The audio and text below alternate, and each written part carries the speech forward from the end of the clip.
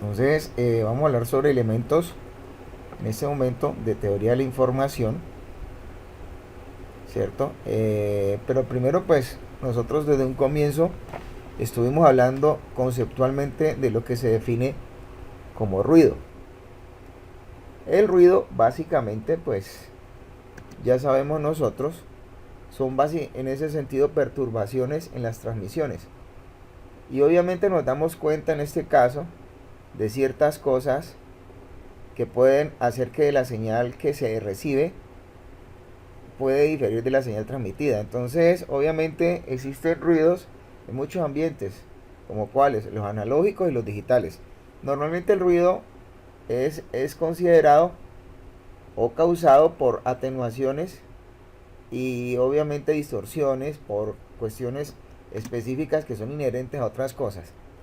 Por ejemplo, si nosotros nos ponemos a hablar de atenuaciones, estaríamos básicamente refiriéndonos en este caso a consideraciones como por ejemplo de acciones que tienen que ver con el manejo específico de la intensidad cuando se somete al trabajo de la distancia. La atenuación viene siendo algo que fundamentalmente depende del medio. La intensidad de la señal recibida, por ejemplo, en ese caso, podríamos decir nosotros, va a considerar en ese orden de ideas qué clase de cosas. Como primera medida, pues tenemos que tener en cuenta, desde en este caso, que toda señal tiene que ser lo suficientemente mayor que el ruido para que se reciba sin error. Fundamental esa parte. Y hay que entender, obviamente, que esto crece con la frecuencia. ¿Qué se requiere para este tipo de cosas?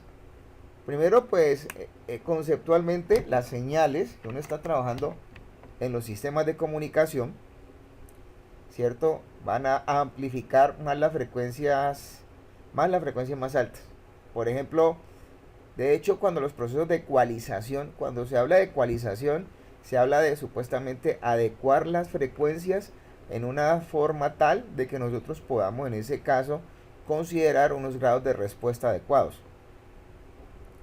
Bueno, pero el cuento es que la atenuación, todo este tipo de cosas, tiene un problema menos grave para las señales digitales. De hecho, digamos que también existen otros problemas como la distorsión de retardo, que por ejemplo uno la puede considerar de forma muy incidente en lo que son los medios guiados. La velocidad de propagación en el medio va a variar con la frecuencia. Es una de las cosas con las cuales tenemos que tener en cuenta.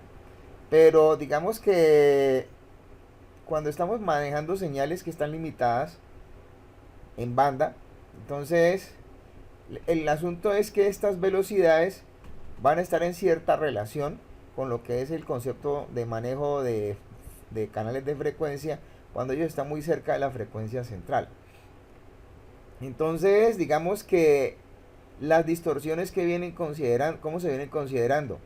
Van a ser en ese momento, digamos que incidentes cuando los componentes de frecuencia van a, en un mismo paquete de información, en una misma estructura de información, en un mismo instante de tiempo, podría decirse, van a llegar a un sistema receptor, en ese caso, de una forma muy dispar, pero en diferentes instantes de tiempo. Entonces, ¿qué quiere decir eso? Que eso va a originar desplazamientos de fase entre las diferentes frecuencias. Y esas son cosas que fundamentalmente pasan en estos tipos de sistemas. El ruido viene siendo otra cosa también fundamental en los sistemas de información. Y pues para entrar en estos conceptos, pues sabemos que el ruido son mecanismos aditivos de señal que se insertan entre transmisores y receptores. Bueno, existen ruidos, ya hemos hablado de ellos y nosotros hemos considerado de que el ruido puede ser de carácter térmico, que sigue una relación específica que es directamente proporcional a la temperatura y al ancho de banda, o que desde ese punto de vista puede considerarse algo fundamentalmente derivado de lo que es el concepto de la modulación, ¿cierto? Que probablemente se provee esto desde lo que son el manejo de componentes del proceso de tener que superponer señales. Y recuerden ustedes que en este caso lo que resulta de un sistema de comunicaciones interesante e importante es la diferencia en frecuencias o la suma de las frecuencias a nivel de componentes. Ahora, acordémonos de que esto siempre se tiene que hacer en realidad dentro de un sistema de comunicaciones cuando estamos hablando de mecanismos que tienen que ver asociados a la linealidad. Existen otras cosas también asociadas al ruido, como por ejemplo la diafonía. La diafonía básicamente es la forma en la cual una señal que pasa por un medio de transmisión incide en otro medio de transmisión. Y existe también el concepto de ruido impulsivo, que obviamente pues son cosas que son muy irregulares, que son de muy corta duración y que probablemente son de muy gran amplitud. Entonces, los ruidos impulsivos normalmente, a los ruidos impulsivos antes de avanzar, se les puede considerar, por ejemplo, en un concepto de transiente. ¿Cómo se afecta, por ejemplo, una señal digital?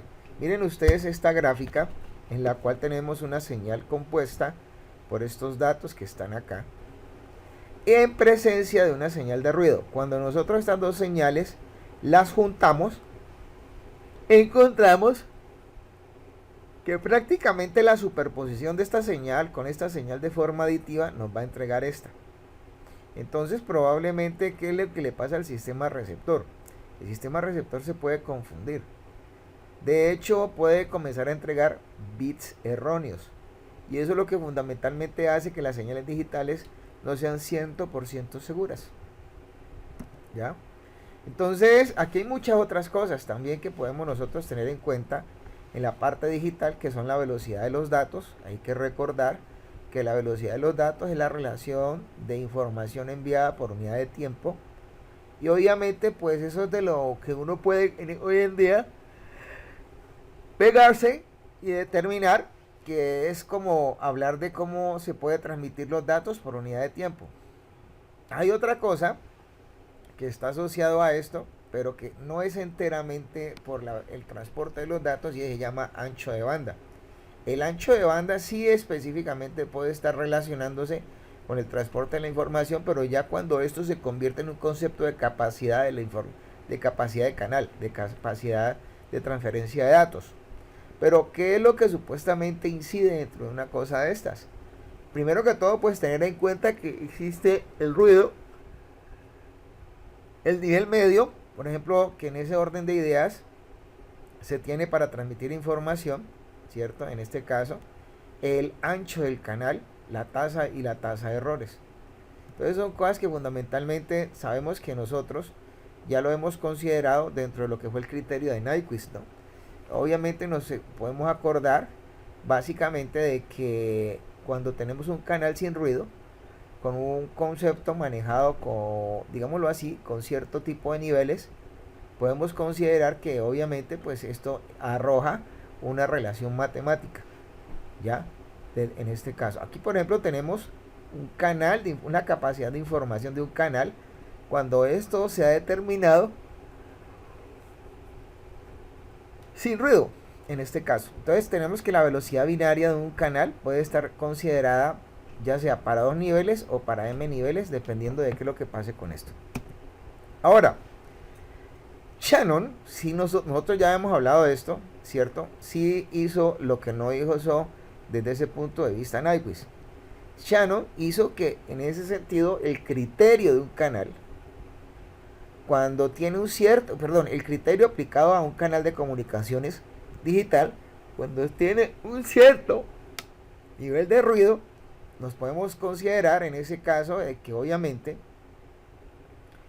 pues esto implica que revisemos cómo va a funcionar a nivel de comportamiento un sistema de comunicaciones. Entonces los niveles de ruido que involucran, entonces van a involucrar cierto manejo de periodos de bit. Entonces dice, cuando tenemos un menor periodo de un bit, mayor tasa de errores. Entonces, en este caso, ¿cierto? ¿Sí? Miren bien el concepto. Para un cierto nivel de ruido, a mayor velocidad, menor periodo de un bit, mayor tasa de errores. Entonces, la relación, ¿esto qué nos involucra a nosotros hablar? pues de algo que hemos estado nosotros considerando de rendimiento en un sistema de comunicación, y es hablar de la relación señal a ruido. ¿Qué es la relación señal a ruido? Pues es la referencia entre lo que es la potencia de señal y la potencia de ruido. Entonces, obviamente, dependiendo de la cantidad de niveles, pues hay una restricción que uno pues obviamente considera manejar en este caso en los canales de comunicaciones. Entonces, la capacidad de un canal indica que si se aumenta el ancho de banda y la potencia de la señal, pues aumenta la velocidad binaria. Pero, ¿qué involucra en este caso el aumento del ancho de banda en el dominio de la frecuencia? Un aumento del ruido.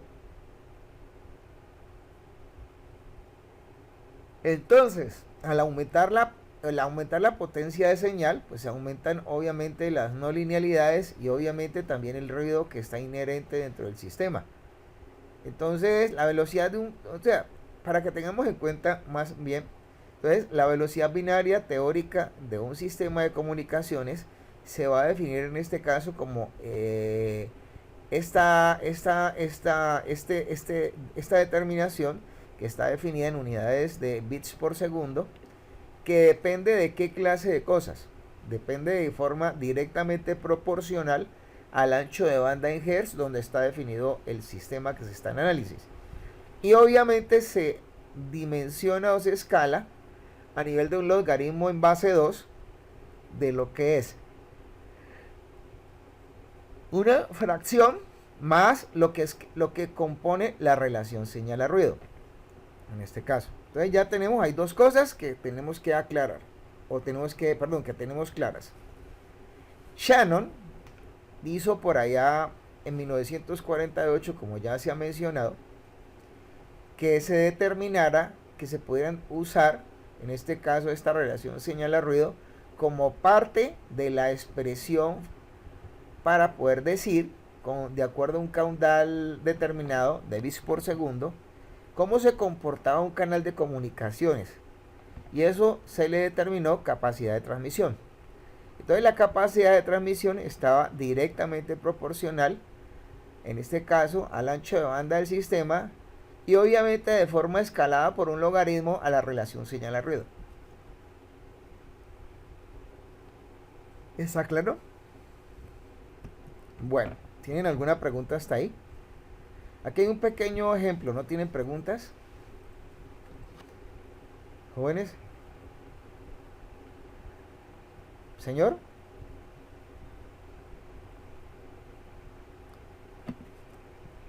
¿El de acá?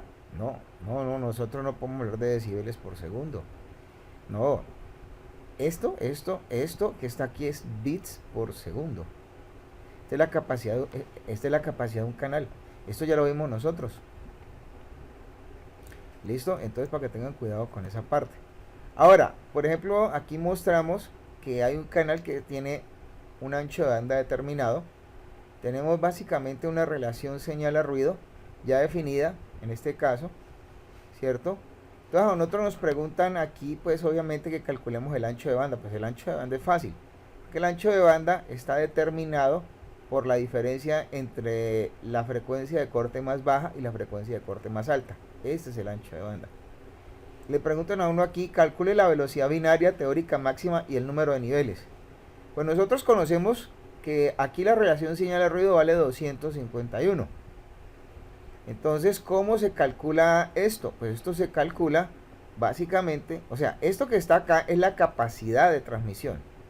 Con base en esto, o sea, con estas ecuaciones se puede determinar todo esto aquí. En este caso, porque ya yo tengo el valor con el cual nosotros estamos ofreciendo. En ese sentido, con la relación señal a ruido podemos determinar la capacidad de transmisión, ¿cierto? ¿Ya? Y obviamente, pues en ese caso podemos determinar la estructura de niveles que estamos determinando, porque obviamente, ¿cómo se podría sacar esa situación? Pues esa situación dependería, si en este caso, de esta relación matemática que tenemos acá. Bueno, pues digamos que eso no es problema. El cuento es que nosotros, dependiendo de la velocidad de canal. Y obviamente la relación señal a ruido podemos llegar a determinar la estructura de niveles con los cuales se está trabajando para desarrollar o llevar a cabo, en este caso, una transmisión digital, ¿cierto? Bueno, entonces la relación señal a ruido es bien particular en este momento. Para todos nosotros una realidad es la siguiente, que en este caso ya nosotros sabemos la relación señal a ruido. Ahorita hablemos de la relación energía a ruido. Acá por ejemplo tenemos en este caso, ¿cierto?, que fundamentalmente la energía de señal por bit, ¿cómo se determina? La energía de señal por bit se determina de esa manera. Tenemos en cuenta nosotros la potencia de señal y el tiempo de un bit. Y la tasa específica de manejo de señal. Entonces, obviamente, la densidad de ruido, en este caso definida por un ancho de banda, nos va a ayudar a considerar de que la relación EB sobre N sub 0 es igual a SR. SR sobre N sub 0. Pero en este caso, este N sub 0 lo tenemos nosotros en cuenta, es igual a la constante de Boltzmann por la temperatura en este caso, ¿sí?, para que lo tengan ustedes presente. Ahora, ¿cómo se puede determinar esta parte? Pues es obvio que nosotros podemos expresarlo en términos, ¿sí?, específicos de valores logarítmicos. Entonces, cuando se aplica esta situación, nosotros podemos decir básicamente de que esta relación de acá en dBs se viene especificando como S en dB vatios menos 10 logaritmo de R menos 10 logaritmo de T más 228.6. Entonces, ¿eso qué quiere decir? Entonces, esto es una función prácticamente de relación logarítmica que tiene una constante, en este caso. ¿Ya? Bueno, entonces acá, la constante de Boltzmann, pues yo creo que ya todos la conocemos. La constante de Boltzmann es 1.3803 por 1.3803 por 10 a la menos 23 joules por grados Kelvin.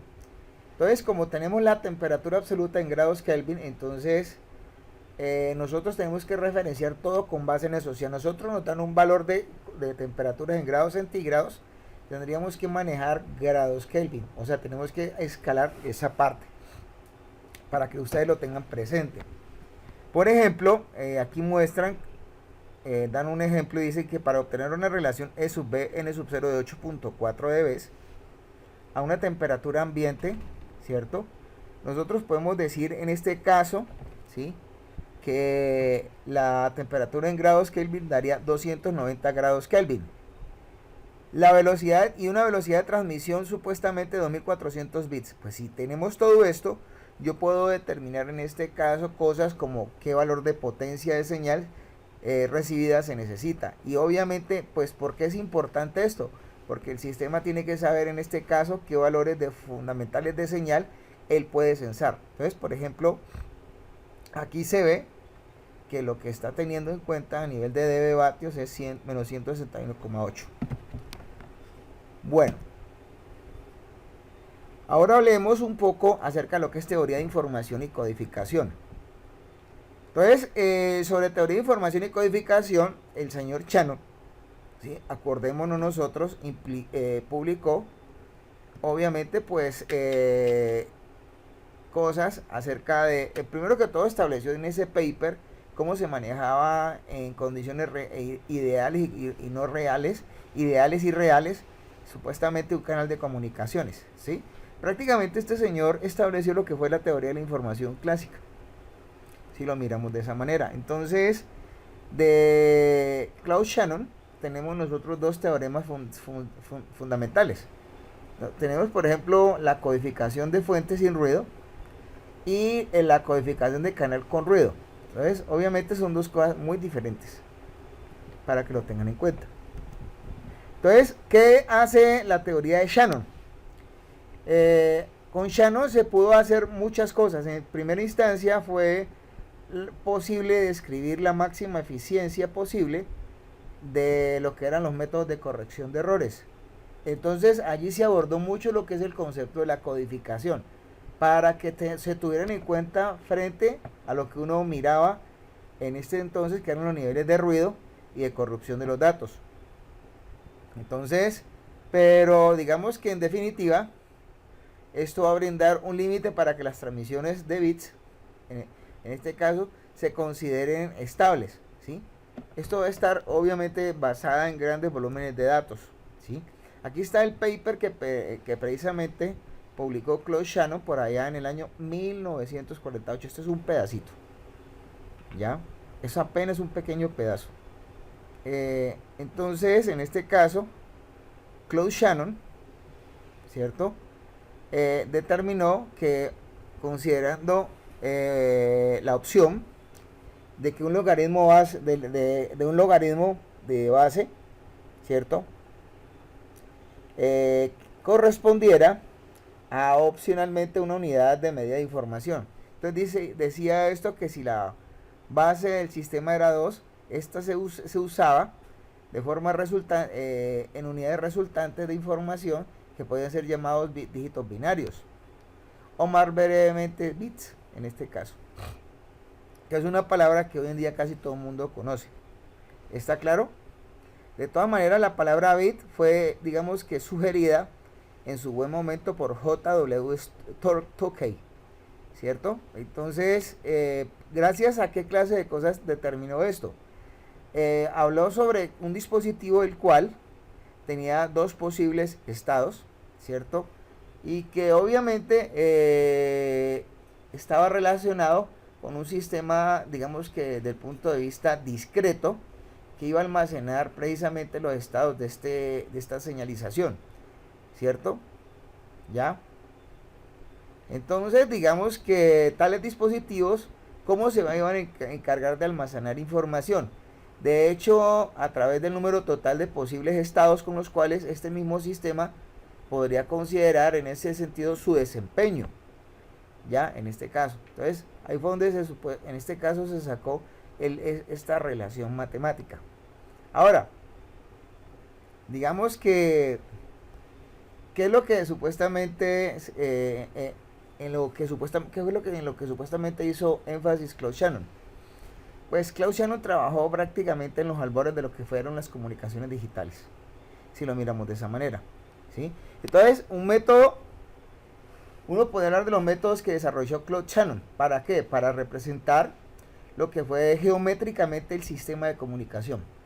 Entonces, para allá es que vamos nosotros. Entonces, los mensajes y las correspondientes señales de los sistemas de comunicaciones digitales prácticamente ustedes se los van a imaginar o se los van digamos como asociar, en este caso, como puntos que son específicos en el espacio de dos dimensiones, y obviamente ellos son resultado de lo que sería en este caso un proceso de modulación en la cual pues se tuvo en cuenta un número de resultados en lo que fue la teoría de la comunicación y se sedujeron específicamente de acuerdo a mecanismos de codificación y de manejo de adecuamiento de señal, en los cuales fueron ajustados a un determinado ancho de banda, ¿ya?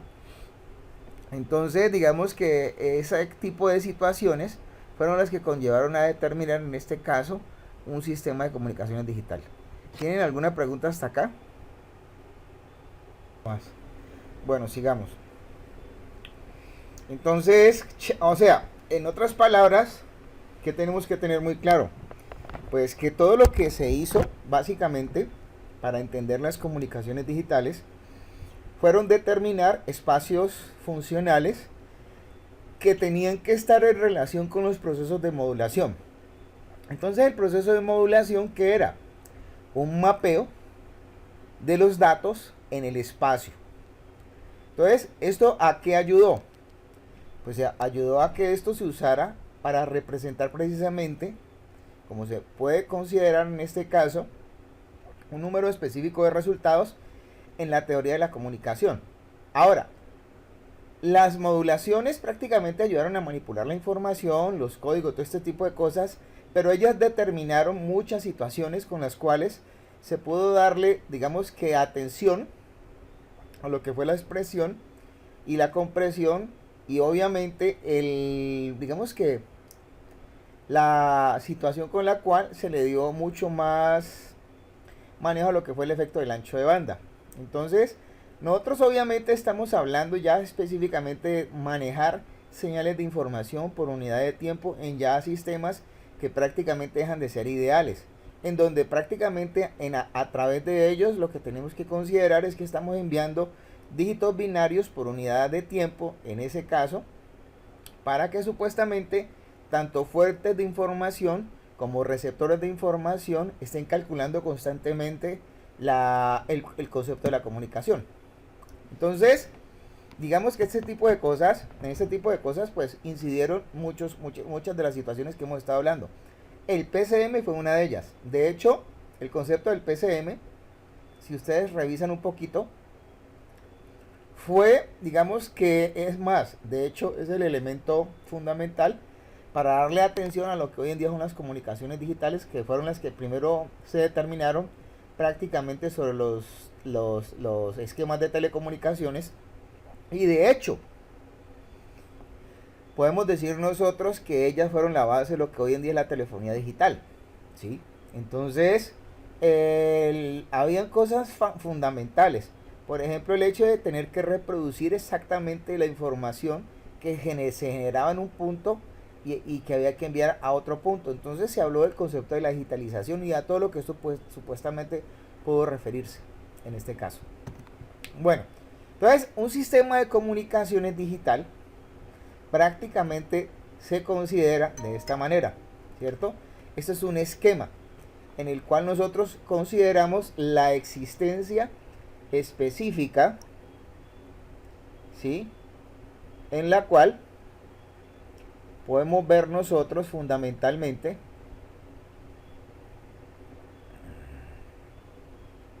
¿sí? Como pueden apreciar ustedes, los extremos del mismo canal de comunicaciones, en donde fundamentalmente podemos encontrar nosotros entre ambos extremos, ¿sí?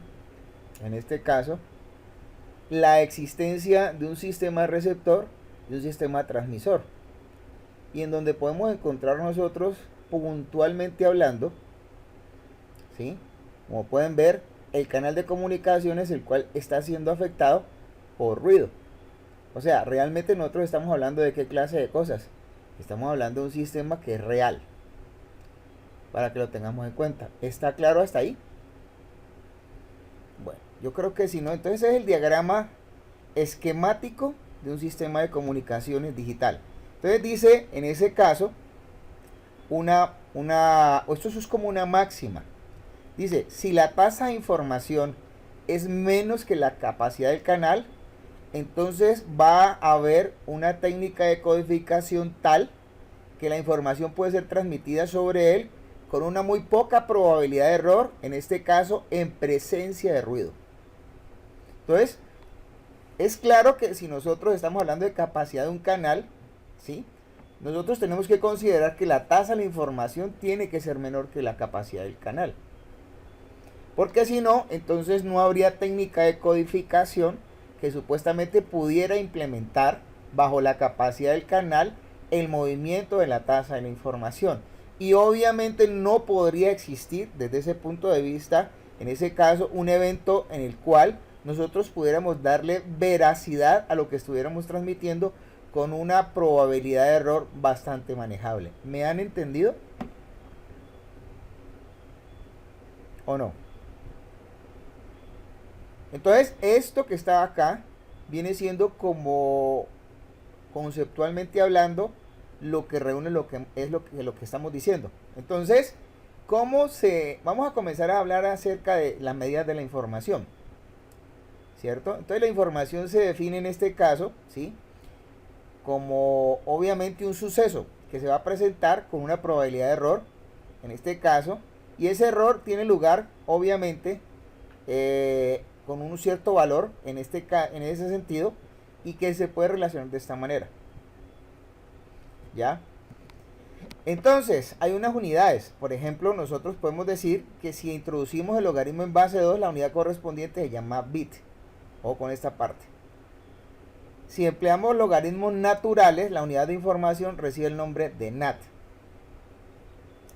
Y en el caso de logaritmos de base 10, la unidad de información es el Hartley. Miren pues que de pronto esto nadie se daba cuenta. Prácticamente hoy en día todo el mundo habla de bits, pero no sabe realmente de dónde sale esta vaina. ¿Cierto? Entonces, realmente las unidades de información, ¿qué son? El mapeo correspondiente a nivel de logaritmos binarios de que el evento seguro a nivel de probabilidades de error específicamente muestre una unidad de información. ¿Sí me han entendido todos? Y eso por eso es que se llama bit. Cuando yo lo trabajo con logaritmo en base 2, por eso es binario.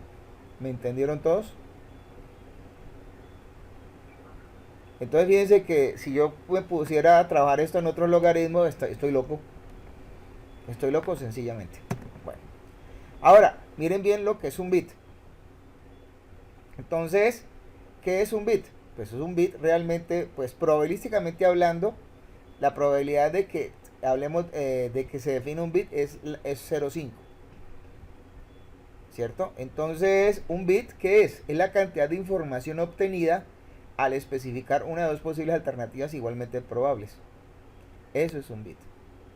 Entonces, esta cuestión está muy asociada con muchas cosas que son eventos en los cuales solamente se manejan dos posibilidades. Por ejemplo, el lanzamiento de una moneda, obviamente en este caso, o el concepto de manejar o conocer la salida de un sistema de comunicación binario. ¿Está claro para todos? Hasta aquí. Entonces miren que para haber llegado a hablar de bits, tuvo que haber pasado muchísimo. Esto no es algo como tan simple. Tuvo que haber pasado muchísima madurez en los sistemas de comunicaciones. Para que se den más o menos cuenta de qué cosas estamos tratando. ¿Hasta aquí estamos? Ahora, también existen otras cosas, ¿cierto? Por ejemplo, está la fuente de memoria nula. Entonces, en ese caso, podemos decir nosotros muchas situaciones con las cuales, por ejemplo, desde ese punto de vista podemos referirnos a los esquemas de las comunicaciones.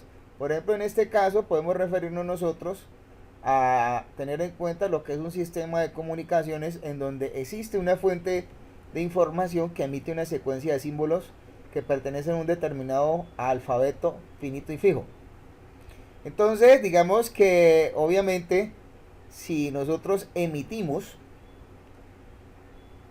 digamos que de forma sucesiva, esos símbolos van de acuerdo a una ley fija y obviamente de acuerdo a un concepto de probabilidad, ¿cierto? Entonces ahorita con esta situación, entonces esa fuente, pues obviamente puede estar, digamos que considerada de muchas maneras. Podemos considerar nosotros que la fuente es sencilla. Al ser la fuente sencilla, pues son básicamente fuentes con las cuales puede emitir símbolos equidistantes estadísticamente independientes. Entonces esa fuente de información, cuando hace este tipo de cosas, se le conoce como fuente nula. Entonces, ¿por qué? Porque la podemos describir a través de ciertas cosas en las cuales ella dispone de un alfabeto fuente que tiene alguna consideración y las probabilidades de los elementos que consideran los símbolos pues tienen un cierto valor. ¿Ya? Bueno. Aquí tenemos nosotros cómo calcular la información media suministrada por una fuente de información de memoria nula de la siguiente manera. Entonces, ¿cómo se trabaja esta situación? Pues sería básicamente la información de ese símbolo en ese momento específico, en ese caso, y sería básicamente un logaritmo. Y la determinación a nivel de resultados de esto va a dar a nivel de bits. Ahora, viene un concepto muy importante para todos y espero que de pronto le prestemos mucha atención. Supuestamente, en este caso, ¿cierto? Nosotros tenemos desde ese punto de vista una cosa que se llama la entropía. ¿Qué es la entropía? Entonces, muchas personas pues han dicho muchas cosas al respecto acerca de lo que es la entropía. Pues de la entropía podemos decir lo siguiente, ¿no? Ya, en este caso, ¿sí? Pero para poder hablar de la entropía, tendríamos que hablar específicamente de muchas cosas matemáticas, entre ellas cuáles. La probabilidad de que, por ejemplo, aparezca un cierto símbolo, en este caso, es prácticamente definida por un concepto de una sumatoria. En ese caso, entre lo que son las probabilidades y los niveles de información de esos símbolos. ¿Eso a qué va a dar? Eso va a dar un nivel de bits. ¿Esa sumatoria qué indica? Esa sumatoria indica un concepto de una suma extendida en las cuales, pues por ejemplo, tenemos un cierto comportamiento de esos símbolos que componen ese sistema de información de esa fuente S. Ese valor que está allí, o sea, esa sumatoria, esa magnitud, esa cantidad media de información que se tiene por símbolo de la fuente, se recibe como el nombre de entropía. Y eso es lo que se reconoce como allí, como H de S. ¿Qué es eso básicamente? Va a ser en ese caso, para que presten atención, la sumatoria obviamente pues de las probabilidades de aparición de los símbolos por el logaritmo básicamente de eso, en este caso. Eso es la entropía. Ahora, la entropía se puede definir de muchas maneras.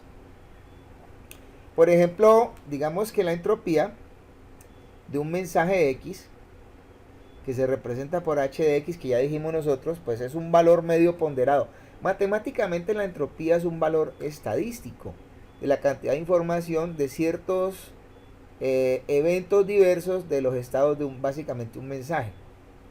De hecho, la entropía más bien define, como estamos mirando nosotros acá, una medida de incertidumbre media acerca de lo que es un sistema, acerca de lo que puede determinarnos a nosotros digámoslo así, un evento en ese caso, de lo que en ese sentido puede estarle haciéndole tratamiento a una variable aleatoria, que tiene, por ejemplo, relación con el número de bits que de pronto pueden estar representando un cierto tipo de dato a nivel de información.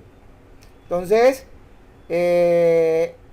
una de las cosas que uno tiene que entender es que cuando uno habla de incertidumbre en el valor de la entropía, en ese caso, pues es algo que supuestamente tiene cierta relación. Entonces, digamos que, en otras palabras, cuando uno habla de entropía, prácticamente habla de representar una medida de la incertidumbre. Entonces, cuando queremos medir incertidumbre, en este caso es hablar de entropía.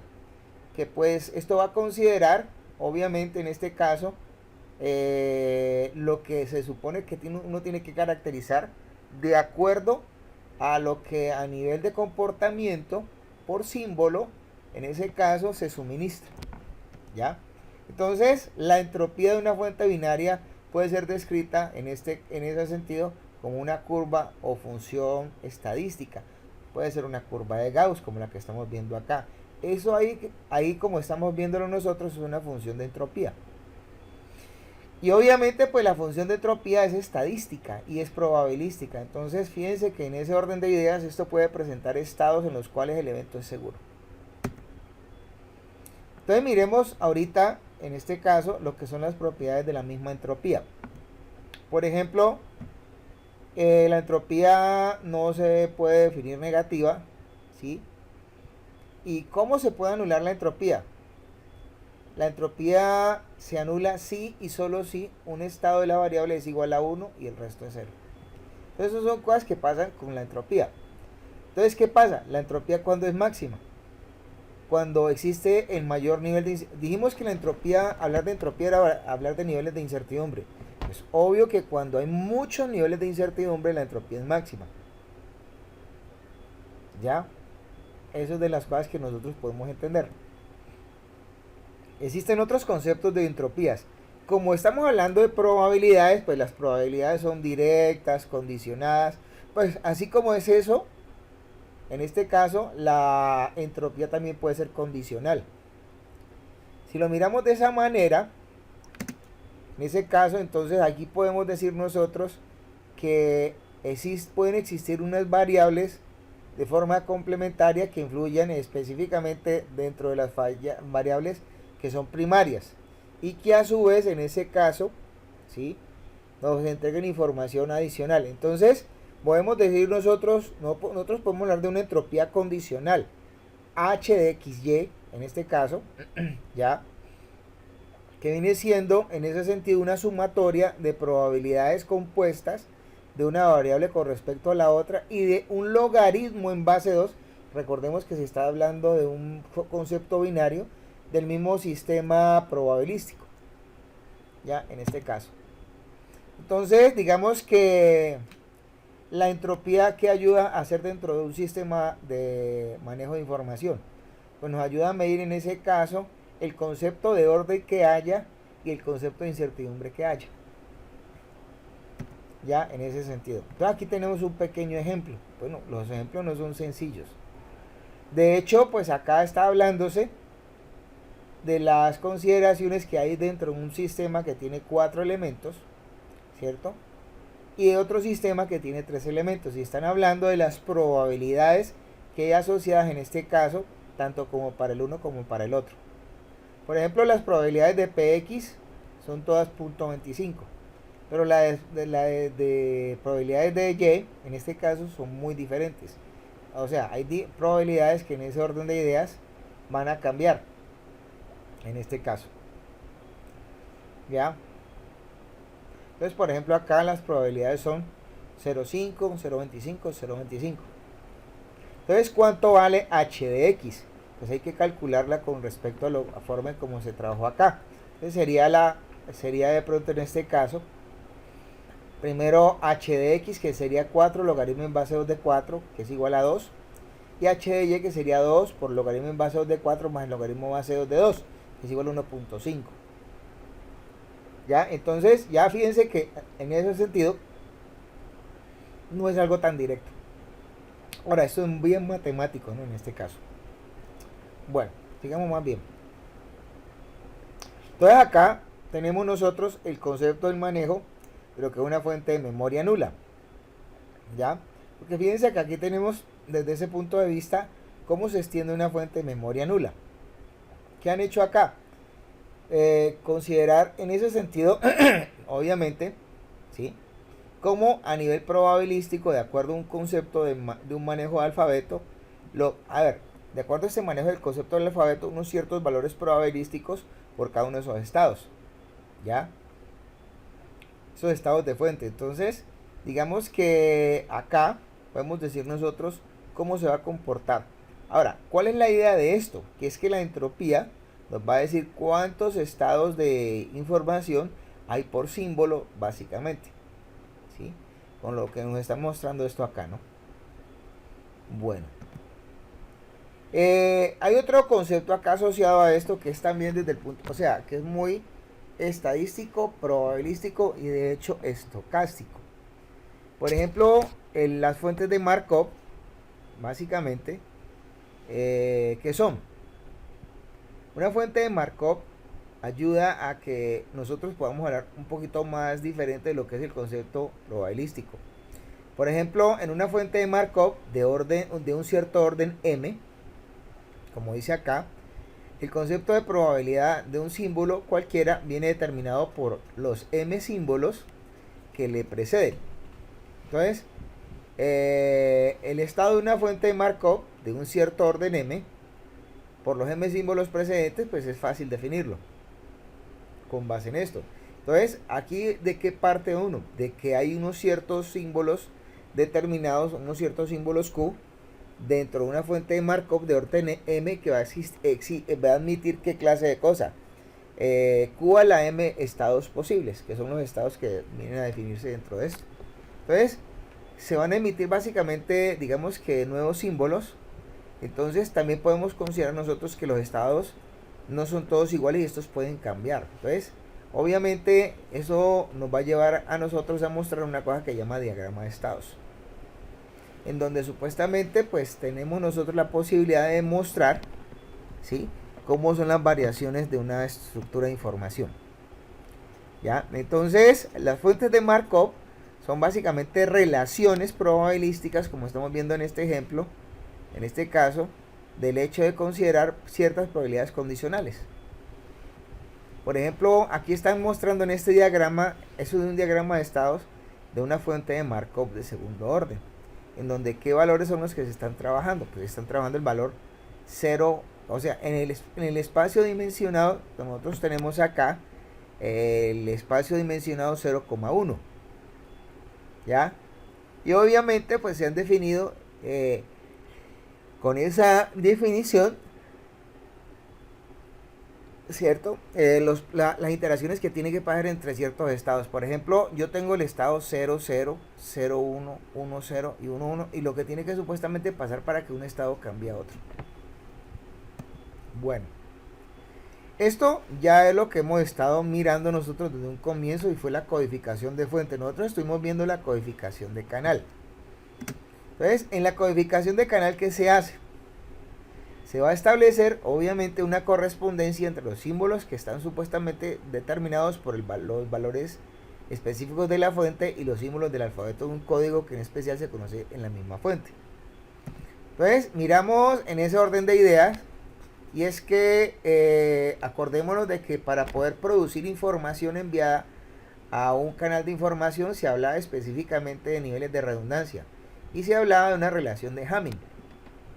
Entonces, convencionalmente en esto pues estamos determinando nosotros prácticamente lo mismo. Entonces, entre menos redundancia exista, pues podríamos decir que en ese sentido tenemos unas representaciones mucho más eficientes, en este caso, de lo que son las estructuras de información. Para estas cosas existen unas condiciones. Las condiciones que se establecen para un código de comunicaciones. ¿Cuál es la primera de ellas? Primero, de que el código sea singular. La segunda es que sea separable, o sea, únicamente decodificable. Y además de eso, sea instantáneo. Son las condiciones que se tienen para esta situación. Entonces, aquí podemos, por ejemplo, tenemos una tabla en la cual tenemos, en este caso, unos ciertos valores. Por ejemplo, tenemos valores tanto singulares como no singulares, ¿cierto? Entonces, ahí podemos apreciar básicamente lo que está pasando con esto. Entonces, de hecho, podemos tener nosotros variables que de forma característica se determinen como no separables y separables. Y otras que se pueden considerar como instantáneas, en este caso. Los prefijos están condicionados. ¿Cómo se manejan en este asunto? Entonces, acá hay digamos que un concepto, y dice que la condición necesaria y suficiente para que un código sea instantáneo es que sus palabras cumplan una cierta condición de los prefijos. ¿Cuáles son? De que no existe una palabra que sea el prefijo de la otra de longitud mayor. O sea, realmente no se puede hablar de eso. Aquí tenemos algunos códigos. Entonces, una taxonomía. Aquí tenemos la taxonomía de lo que son códigos no singulares y singulares. Códigos separables y separables, no separables y separables, ¿cierto? No instantáneos e instantáneos. ¿Ya? Entonces los códigos ahí tienen esa taxonomía, pero también se pueden caracterizar por su eficiencia. ¿Cómo se caracterizan? Primero que todo, entender las estrategias de los códigos. Entonces, ¿qué tiene un código? Pues de importante, que uno puede con él, estando interconstruido, asignar palabras más cortas a los valores de los símbolos que son mucho más probables. Entonces, la longitud de la palabra codificada de un mensaje MSUI viene siendo en este caso determinada por el SUI, ¿ya? Y eso va a determinar desde ese punto de vista la cantidad de símbolos del alfabeto. O sea, en ese orden de ideas, recordar que obviamente esto depende de unas relaciones, ¿no? Entonces, la longitud de la palabra básicamente va a ser la sumatoria de las probabilidades y de la longitud de las palabras codificadas del mismo mensaje. Entonces, ¿cuál es la relación que estamos encontrando nosotros entre la longitud promedio de la palabra y la entropía? Entonces, uno puede decir que L por el logaritmo en base R tiene que ser mayor o igual a HDS, que es la medida de la entropía. Entonces, con base en esto, ese logaritmo de R, ¿qué es? Viene siendo la cantidad promedio máxima de información de un símbolo de código. Y básicamente con eso podemos decir lo que estamos, o afirmar lo que tenemos acá. Entonces, ¿cómo se discrimina la eficiencia de un código? La eficiencia de un código en cierto alfabeto va a ser esa n toda rara, eso se puede decir que es una enable, ¿sí? Que va a ser igual a un cociente en el cual HDS, que es la entropía, ¿sí? va a estar en relación con, obviamente, si en este caso, lo que es L, y ese L es la longitud promedio de la palabra, ¿ya?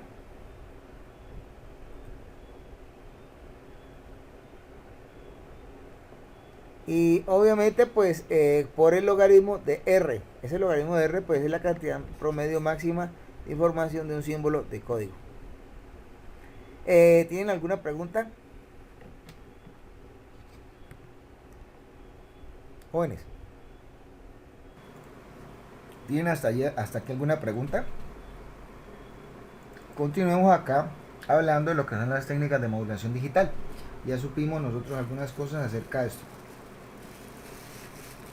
Entonces, comencemos hablando acerca de lo que son las técnicas de modulación digital. Pues nosotros tenemos ya para manejar nosotros manipular información de datos digitales sobre señales digitales.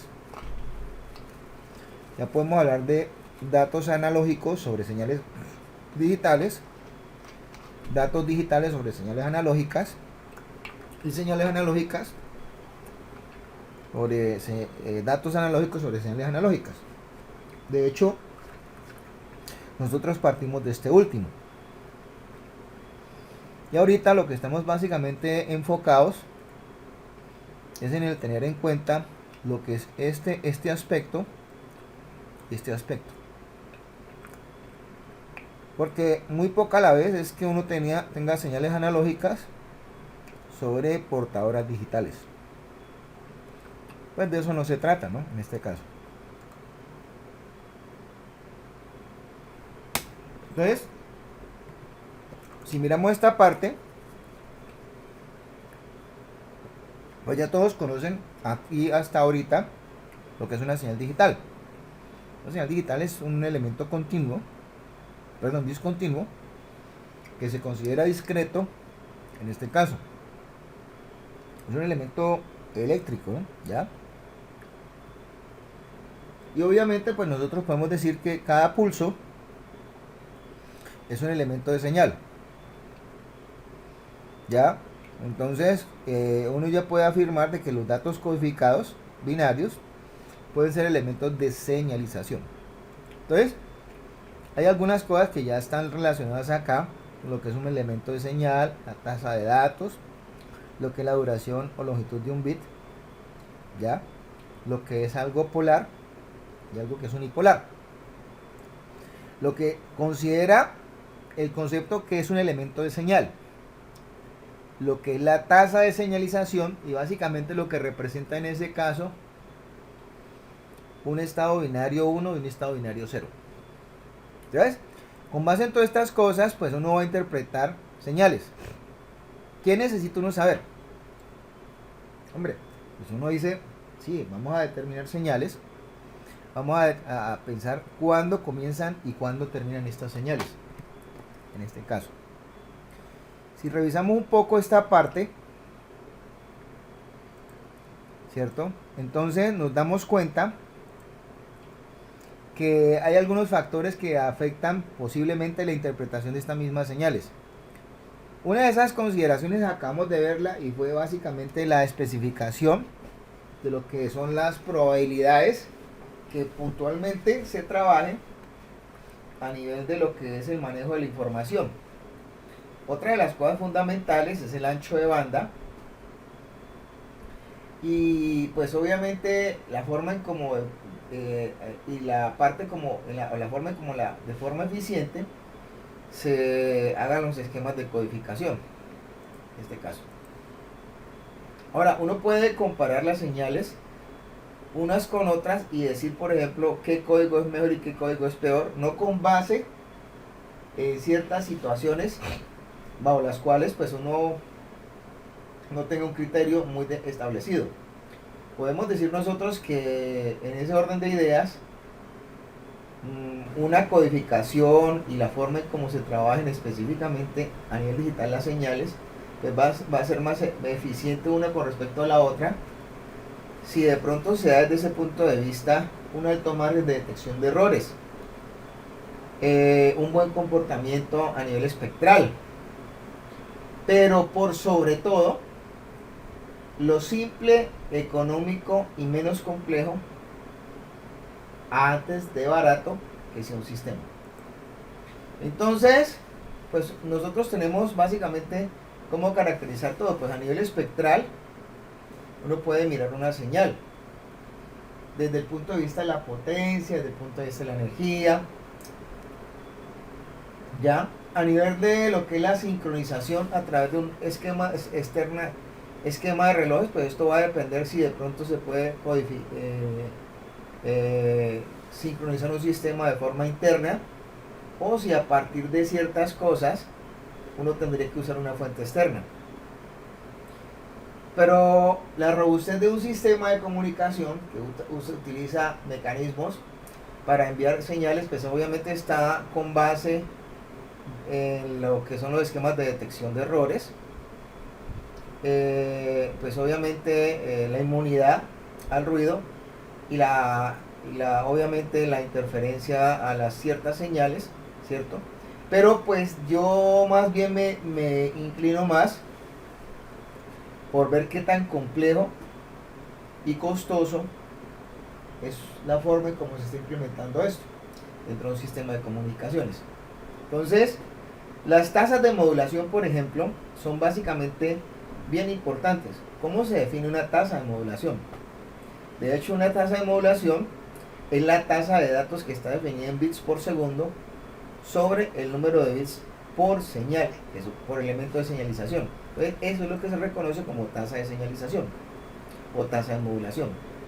¿Ya? Entonces, la tasa de modulación, no se les olvide, normalmente está definida en baudios. ¿Ya?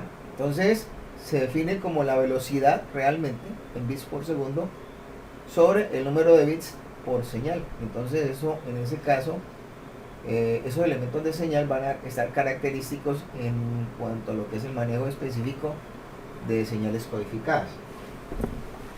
No sé si hasta ahí tengamos claro esto, pero yo creo que es de las cosas que consideramos nosotros, pues tenemos que manifestar. Entonces, digamos que en este caso, ¿sí? Existen otros elementos. Hay una cosa que se llama el scrambling. Pues el scrambling es un mecanismo que se usa para reemplazar secuencias que deberían producir voltajes constantes. En este caso esto se usa mucho en televisión, ¿cierto? Esto ayuda a que supuestamente se llenen frecuencias que deben producir unas ciertas transiciones para que esto pues sirva de elementos de sincronización, para que se pueda reconocer un receptor y obviamente en ese caso pues se detecte ciertos aspectos de lo que son los sistemas que son los elementos de señalización en una comunicación. Ya, de hecho esto técnicamente hablando se implementa en algunos sistemas.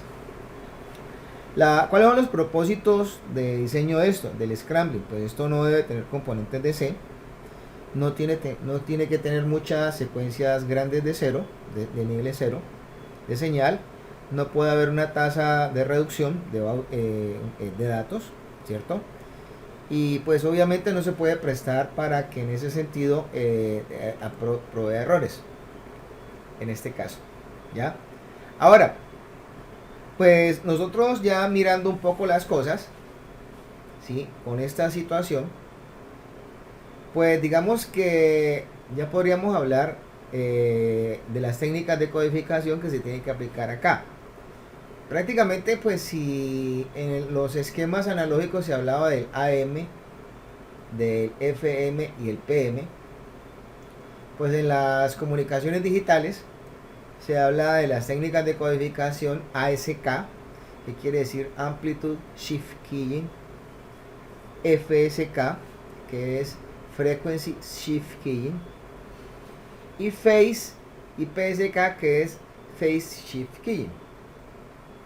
Entonces, digamos que en el concepto analógico, las modulaciones, tanto como la modulación de fase, pues no era tan importante, porque con ella no se hacía mucha cosa. en el concepto analógico. En el concepto digital, pues digamos que es muy importante el concepto de la modulación por cambios por cambios de fase, asimismo por la modulación por cambios de amplitud de amplitudes. Las de frecuencia no son tan importantes. Entonces, por ejemplo, aquí tenemos básicamente como de forma gráfica cómo se muestra cada una de estas. Por ejemplo, esta que tenemos de primera es la ASK, que indica dónde precisamente hay estados de señalización. La siguiente es el FSK, que habla de tener cambios de frecuencia donde los elementos de señalización así lo determinan, ¿ya? Y tenemos la PSK, que no habla de elementos de cambios de frecuencia, sino de cambios de fase, donde así esto básicamente se determine. Bueno, entonces el ASK, el Amplitude Shift Keying, codifica varias amplitudes portadoras, y obviamente pues esto usualmente tiene un nivel 0 de amplitud. Esto puede estar susceptible a súbitas cambios de ganancia, pero pues no se considera muy eficiente y puede ser usado para, digamos, que ciertas velocidades que son como de 1200 sobre líneas de manejo de voz, en este caso, y para muy altas velocidades, pero determinado esto en conceptos de fibras ópticas. El FSK, ¿sí? El Binary Phase Frequency Keying, ¿sí? Tiene dos valores binarios representados por dos diferentes frecuencias que son muy cercanas a la portadora. De pronto es menos susceptible a errores que el ASK, pero este se usa, pues, por ejemplo, para comunicación de 1200 bits por segundo sobre línea de voz, en este caso, ¿ya? Y pues obviamente pues se pueden utilizar en algunas soluciones de carácter LAN. El Multiple FSK pues ayuda a que cada elemento de señalización se represente por más de un bit. Entonces, o sea, ¿qué quiere decir esto? Que nosotros podemos tener más de una sola frecuencia que se use para lo que es tomar en cuenta el concepto de eficiencia de ancho de banda. En este caso es muy susceptible esto a errores, ¿ya? El PSK, pues esto ya obviamente significa que la portadora hay un cambio de la portadora de fase de señal se cambia para representar los datos. El Binary PSK presenta dos específicas fases que representan los dos dígitos binarios, ¿sí? Entonces, pues supuestamente aquí está determinado esto por una ecuación cosenoidal, y en donde nosotros apreciamos pues que en ese sentido se muestra las fases cambiadas, que son relativas a las en este caso a los estados con los cuales se está detallando esto. El PSK, el cuádruple PSK, da más eficiencia porque supuestamente cada señal se va a representar con más de un bit. Entonces, por ejemplo, esto siempre va a cambiar a pi medios, ¿cierto? Y obviamente pues cada elemento de señal se representa con 2 bits. Y pues desde ese punto de vista, digamos que esto puede usar, esto no solamente se aplica para esto, se puede aplicar para cosas un poco más grandes. En este caso, ¿cómo se determina esta parte? Pues el PSK se determina de esta forma. Así, por ejemplo, el 1,1 va con esta ecuación, el 1,0 con esta, el 0,0 con esta y el 0,1 con esta. Ya, entonces digamos que la velocidad, la tasa de velocidad, ¿cierto? Está definida, pues obviamente para aplicarse aquí. Entonces, fíjense que aquí podemos nosotros ya trabajar una tasa de modulación. Y ya pues tenemos para definir nosotros el número de diferentes elementos de señal, como lo podemos apreciar. Esto que tenemos acá es un modulador PSK. Esos son los moduladores tipo PSK, en donde podemos apreciar cómo es que específicamente se da esto dentro de un proceso de generación de señal digital. Nosotros aquí a la entrada tenemos una señal que está definida por un tiempo de bit, ¿cierto? Esto es como una frecuencia. Aquí tenemos básicamente una señal o un mecanismo que permite convertir de serie a paralelo. Entonces, de donde en ese caso por aquí se van unos datos y por aquí se van otros. Desde ese punto de vista, aquí se hace el primer retardo para que supuestamente esto al entrar por acá salga con una modulación. Aquí hay una portadora, ¿cierto? ¿Sí? Y un sistema de cambio de fase. Entonces esto produce unas señales diferentes, ¿cierto? Entonces esto acá va finalmente a producir un sistema de salida en el cual pues puede converger específicamente lo que estamos buscando. ¿Ya? Hay unos esquemas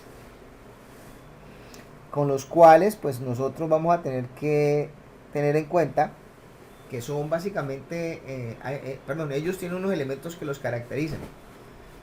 Los esquemas de modulación, ¿sí? Por ejemplo, se van a caracterizar por el ancho de banda, ¿sí? Y su comportamiento en presencia al ruido. Entonces, por ejemplo, el ASK y el PSK se relacionan con la tasa de bit. Eso es bastante importante. Pero cuando esto tiene presencia de ruido, la tasa de errores de bit de PSK y de QPSK son más o menos de 3 dB superiores a SK y FSK. Entonces, para MFSK y MPSK se han cuadrado o se han determinado eficiencia de ancho de banda y obviamente rendimiento de errores, que es lo que mínimo que se puede hacer por esto. Bueno, entonces acá, por ejemplo, vemos otro tipo de modulación, pero esta modulación ya no es una de las modulaciones base. Ya no es ASK, ni FSK, ni PSK, esto se llama QAM. ¿Qué es QAM? QAM es modulación por amplitud en cuadratura. O Quadrature Amplitude Modulation. Entonces, el QAM se usa en las líneas, por ejemplo, DSL y en algunos servicios inalámbricos, ¿cierto? ¿Cómo se obtiene el QAM? El QAM se obtiene, en este caso, de combinar ASK y PSK. Muchas personas dicen que es la extensión lógica,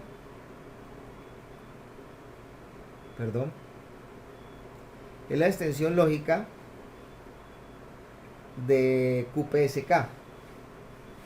Entonces, en ese orden de ideas, pues obviamente construirlo es algo mucho más simple. Miremoslo acá. Aquí, por ejemplo, aquí está el modulador QAM. Y en este caso, pues utilizamos un módulo que convierte de paralelo a serie. Está acá, de serial a paralelo. Y obviamente, pues permite que por un lado y por el otro, pues se tengan en cuenta o se considere lo que se está haciendo a través de las transformadas directas, ¿cierto? Y obviamente pues los debidos desfases con los cuales a nivel de mezcla esto tiene que determinarse para los niveles de salida buscados. Entonces hay variantes de QAM. Entonces está el ASK de 2 niveles, está el ASK de 4 niveles, ¿ya? Entonces obviamente pues ¿qué se busca con esto?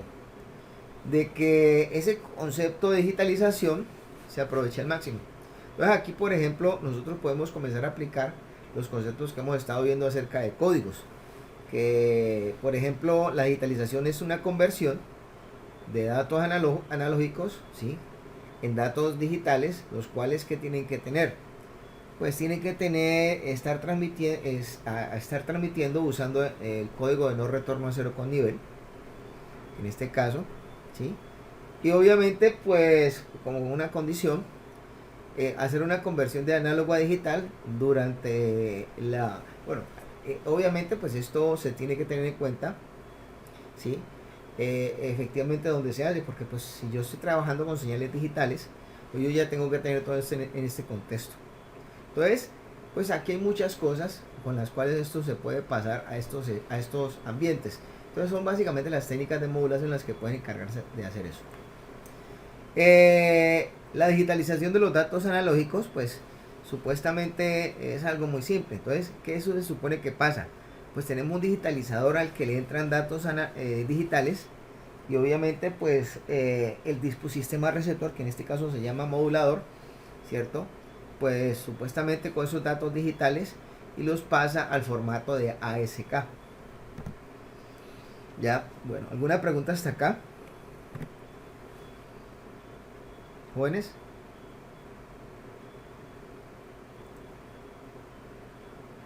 ¿Ninguna? Bueno, de lo del PCM pues ya hemos estado hablando. El PCM es la modulación por impulsos codificados. En esto pues obviamente se aplica de forma muy evidente el teorema del muestreo. El teorema del muestreo dice que uno tiene que muestrear una señal de forma una señal a intervalos regulares a una tasa más alta que sea básicamente mayor o igual 2 veces que la frecuencia tratada en este caso. ¿Ya? Entonces desde ese punto de vista, ¿sí? Por ejemplo, un canal de voz de 4000 Hz va a requerir unas 8000 muestras por segundo. En este caso. ¿Sí? ¿Hasta ahí estamos? Bueno, un sistema, por ejemplo, que tiene 4 bits, proporciona 16 niveles. ¿Cierto?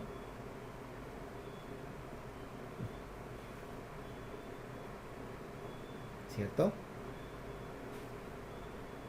Y un sistema que muestrea 8 bits proporciona 256 niveles. Entonces, en ese orden de ideas, pues en este caso, las calidades de esto pues van a depender puntualmente de la cantidad de muestras por segundo que cierto tamaño se tomen en este caso, y eso también va a producir obviamente pues una cierta velocidad de canal. Entonces, por ejemplo, aquí hay una relación matemática que ayuda a definir la relación señal a ruido, con la cual pues se caracteriza más que todo a los sistemas PCM. Pues esto es obviamente un ejemplo de una señal en la cual se ha muestreado, cuantificado y codificado. Entonces aquí, por ejemplo, ya se ha hecho un muestreo en donde puntualmente pues hay unos datos que ya tienen que tener en cuenta unos valores específicos, y este es el diagrama en bloques de lo que supuestamente hace esto. Entonces está un sistema de muestreo, un cuantificador y un codificador. ¿Ya? Entonces tengamos en cuenta esa parte. Bueno, entonces ahorita entremos de lleno ya en lo que son las técnicas de modulación. En este caso, como ya pues son las digitales, ¿cierto? Digamos que desde ese punto de vista, a nosotros, digamos que ¿qué nos va a interesar? Nos van a interesar el comportamiento de estas cosas con base en lo que estemos mirando. Entonces revisemos un poquito este asunto, ¿cierto? Entonces a nosotros nos pueden resultar muchas interrogantes, entre ellos ¿cuáles? Dice, ¿por qué hay que modular las señales analógicas? Pues esto es una lectura de las cosas que ya, o mejor dicho, la repetición de unas cosas que ya siempre se han dicho. Entonces, obviamente, pues una de las cosas que hace que uno tenga que modular es la eficiencia, en este caso. Los tipos de modulación aplicados acá son de amplitud, frecuencia y fase. Entonces ahí tienen ustedes como muestra básicamente esto.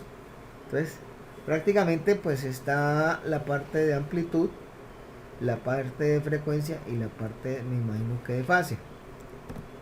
¿Cierto? Entonces acá, por ejemplo, dentro de esto, les vamos a hablar de un modulador que se llama el modulador QAM.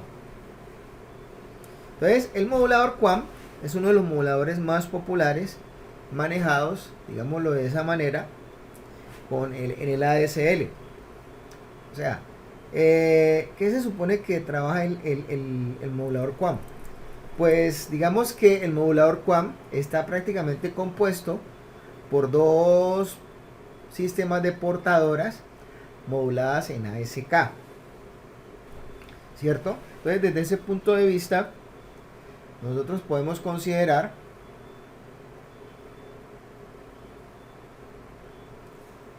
en este caso que primero que todo pues partimos del hecho de que hay un conversor de serial a paralelo, ¿cierto? Y que derivamos datos para ambos lados, los cuales pues obviamente desfasamos, ¿sí? Y obviamente pues componemos. Entonces aquí tenemos el concepto del modulador QAM y el de modulador QAM. Entonces son prácticamente conceptos muy complementarios. Si por un lado nosotros tenemos específicamente la entrada y la salida de una señal, por el otro lado pues digamos que la demodulación es el concepto complementario. ¿Ya? Entonces el concepto complementario, ¿qué hace? El concepto complementario pues entra y hace básicamente lo que se supone que va en correspondencia. Entonces el modulador y el demodulador QAM son complementarios para que lo tengamos en cuenta. Digamos que estas cosas son aplicadas en qué clase de situaciones. Pues obviamente habíamos dicho nosotros que la modulación QAM se aplicaba en sistemas digitales a nivel de televisión, de radiocomunicaciones en este caso, y pues básicamente en otros esquemas. Digamos que en la televisión hoy en día, ¿sí?, se aplica mucho lo que es la televisión digital. Entonces nosotros tenemos básicamente formas de interactuar con el espectro. Entonces están los saltos de frecuencia y están las secuencias directas. Con los saltos de frecuencia, por ejemplo en este caso, cuando estamos hablando de la dispersión de señales, ¿cierto? Hay señales en broadcast que están básicamente enviando digamos que series randómicas, ¿cierto?, de frecuencias. Eso es lo que supuestamente involucraría o caracterizaría más lo que es el salto de frecuencia. Las secuencias directas indican que la información ya representada a nivel binario se muestra por múltiples bits transmitidos en un elemento de señalización. ¿Ya? Aquí tienen, por ejemplo, en este caso, el proceso del transmisor cuando hay salto de frecuencias. ¿Sí? Si ustedes se dan cuenta que hay un modulador FSK o EPSK, ¿cierto?, y un generador randómico de números de secuencia que entran a estos. Aquí hay un mezclador, aquí supuestamente hay un canal, ¿cierto? Y aquí supuestamente luego de que ellos son mezclados pasan por un filtro pasabanda y luego se vuelven en este caso una señal de espectro disperso. ¿Ya? Bueno, la secuencia directa, pues obviamente aquí pueden ustedes apreciar lo que sucede, lo que pasa a nivel del transmisor, lo que pasa a nivel del receptor.